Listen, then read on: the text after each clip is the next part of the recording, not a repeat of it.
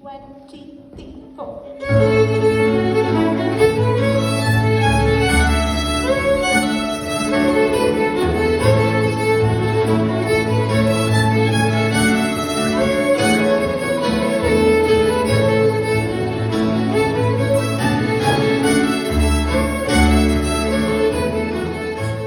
So it's nearly 2 years old now, the trust, and we knew from the beginning that what we wanted to do was raise awareness about neurodiversity, because I think that's a word that's coming into kind of people are becoming aware of that now, but it's fairly kind of new concept, but it kind of embraces lots of things like people with diagnoses of autism and ADHD, Tourette's, learning disability, lots of things. They'll have labels. The people might have a label or they might not have a label, but basically we're all neurodiverse. We all think and feel and experience the world differently.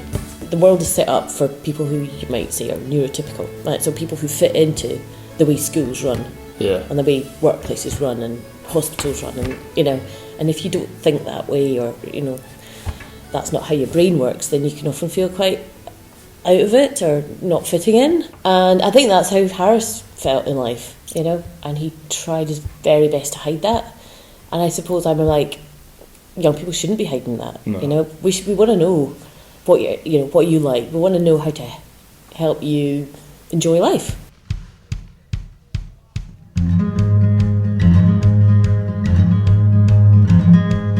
So the two things that he was good at was music and rugby.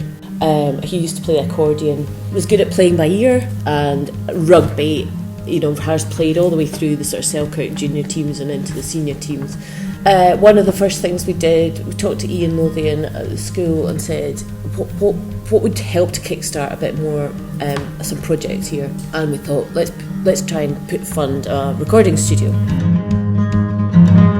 And then after that, I was like, well, how are we going to use it?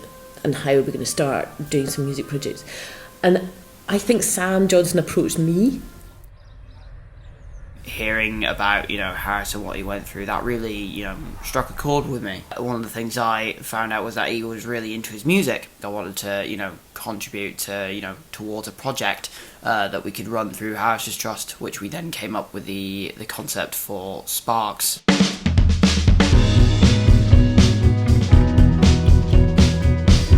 So we spoke to Selkirk, we got in touch with Jamie Bryson, and then there was Billy, and that was a big surprise when we got him on board. It's a place for them to, build their self-confidence, work with other people, and just, be able to, show up to things that they normally wouldn't show up to before because their mental health is just, something that's holding them back. I stayed on for this project. I was going to leave at Christmas, and I stayed in because of this project. Because it was a good experience, so I'm hoping for more of that before I leave. It's been great. It's just, for me, it's been amazing to watch the students grow in confidence from the first, not just the students, but us, the guys that are doing it as well. It's like to see everyone from day one. Even I was awkward, didn't really want to talk in front of anyone, introduce myself. But now I'm very comfortable with everyone, including the students and everyone on board. But it's, for me, the change in the students, their enthusiasm, the amount of, even just the chat we're getting from them, it's been a pretty quick turnaround to see them from being just little kind of silent kind of wee eggshells to now kind of totally coming out of the eggshell and just taking part in everything, wanting to be involved in it and telling us how they're feeling. Just it's been great to have wee one-to-one sit downs with kind of each student from time to time as well, and just get their thoughts on the project. And they're very vocal now, which is, to me, it's the social interaction. I think that's a huge part of school, or it should be a huge part of school, kind of socially active kind of projects. And I think it's made a big difference, and the feedback we've had from everyone at school as well is remarkable. It's quite an amazing achievement, I think.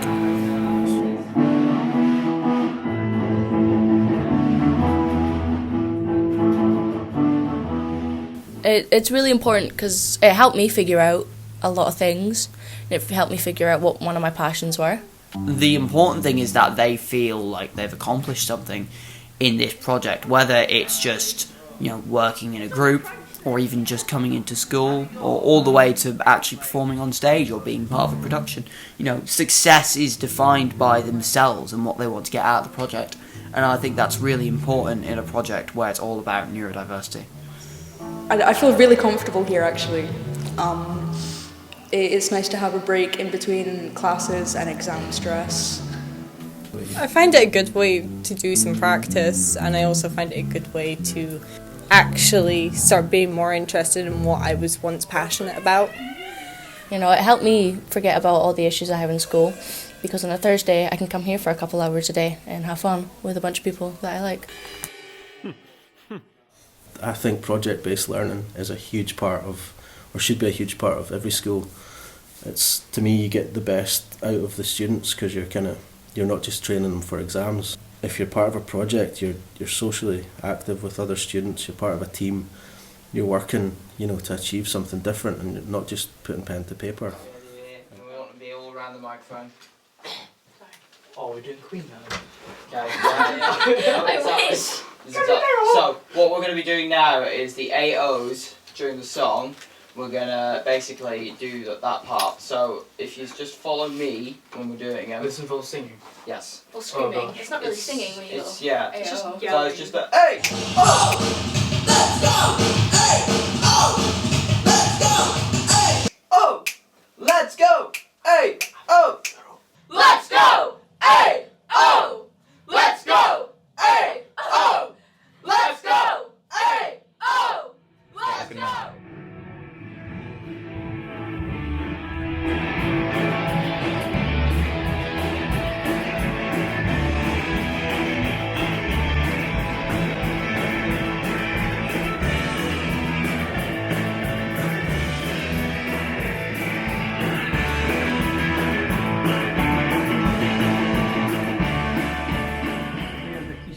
Point down, so we've got the mark for the acoustic guitar.